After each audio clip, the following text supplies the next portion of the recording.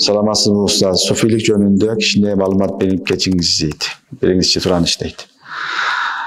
Балдар, суфилик бул баягы диндин бир бутагы. Суфилик бир өзүнчө нерсе эмес, шуну түшүнүп алгыла.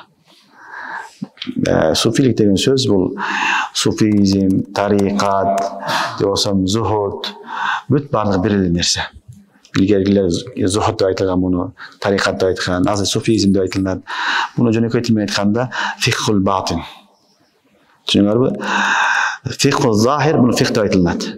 Мынау нерсе фарз, мынау важиб, мынау сүннет, мынау бузулат, мынау харам, мынау макрух дегенде фихти окуйбуз. Бул фихул захир деп айтылат. Түшүнүңөрбү? Ошондой эле фихул батин бар. Ички дүйнөгө тийишелүү нерселер бар.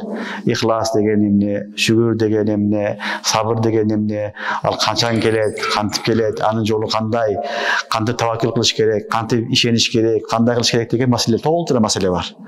Мына ушул фихул батин, ички дүйнөнүн менен күрөшүү, ички дүйнө менен оңдоо сүйлөшүү, оңдоо түзөтүү, мына ушуну суфизм деп айтылат. Бул башка нерсе эмес. Түшүнүңөрбү? Ушуну түшүнүш керек буну. Анан bundan башка нерсе деп тариф кылсаң, анда ал башка нерсеге айланып кетет. Ошон үчүн суфизм бул ар бир адамга керектүү нерсе. Ар бир адам муктаж буга.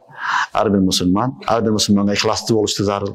Ушул ихластуу суфизм өтөт. Ар бир адам таваккул кылганды үйрөнүш керек, шүгүр кылганды үйрөнүш керек, сабырдуу болуш керек, баардыгын өтөт. Ушул нерсе суфизм деген нерсе. Түшүнүңөрбү? Андан башка нерсе эмес. Албетте суфизмдин эки түрү бар. Бир туура, экинчиси туура эмес. Туура багыттагы болсо, ошол чыныгы шайыктар болсо, шайыктан ижаза алган тарикалар бар. Накшибандия, Шазалия, Кадырия, баягы Сахабардия, ушундай тарикалар бар. Булардын кимисинен болсо алган болсо, муттабиа сүннет шайх болсо, анда бул мубарак болсун, жакшы нерсе.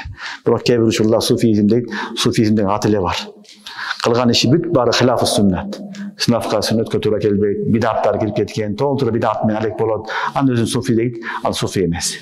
Эгер суфи сүнни болсо, сүнни тарика менен чыныгы шайыктардан алган тарикат болсо, ал чыныгы сүннөттүн негизинде болсо, ал суфизм болот. Анан сүннөттүн негизи жок болсо, өзү эле бирдекени түзүп алып эле өзүнчө суфи болуп алган болсо, анда ал суфизмди шарият кабыл албайт. Түшүнүңөрбү? Тарикат шариятсыз кабыл кылынбайт. Тарикат шариаттын негизинде болуш керек. Шариятка каршы келген тарикат эмес. Шариаттын негизинде эмес тарикат болсо, ал да тарикат эмес. Ошон үчүн суфизм деген сөз фихул батин, ички дүйнө менен күрөшүп, ички дүйнөнү агартып, ихластуу болуп, Алланын мухлис бендеси болуу, чыныгы Алланын досу болгонго аракет кылышлык. Тазкия, ошон суфизм дейт. Кад афлаха ман тазакка деген сөз ошол. Түшүнүңөрбү?